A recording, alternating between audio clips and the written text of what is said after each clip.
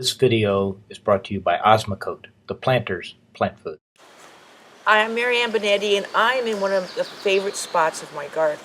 Now, this is an arch, and the arch was made out of hog fencing. That's metal fencing that you buy at a farm seed store, and they use it to create big pens, but it's made out of flexible metal so that it can, stay outdoors for years and years. And I've covered this arch with roses and clematis.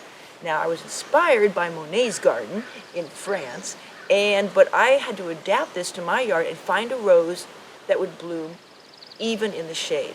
So, the pink rose that's blooming on this arch is called Zephrine, and it is a old-fashioned rose, and it blooms even in the shade. Zephrine Dauphlin is the full name of this rose. So you can, Google it or go to a nursery and ask for the rose that starts with the letter Z, and most of the time they can find it for you that way.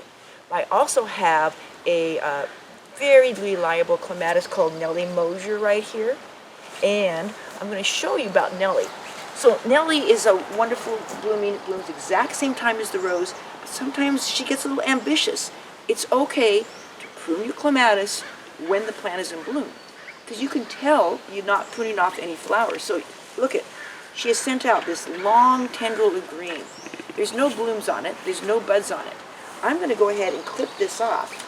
Not only will this mean I'll be able to maybe see the flowers that are in bloom a little bit better, but it helps control the plant, and I want this clematis to bloom again for an encore appearance.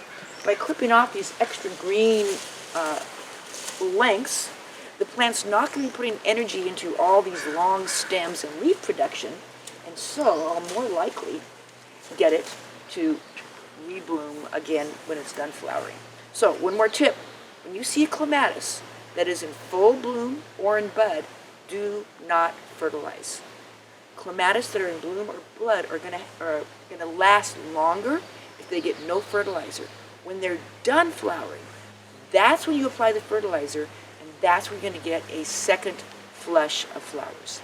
So I use Osmocote. It's a slow release plant food, and I don't want to burn the leaves of my clematis or overfeed them. So that's why I like to use a slow release plant food like Osmocote. This has been Marianne Binetti with Easy Answers for Great Gardens.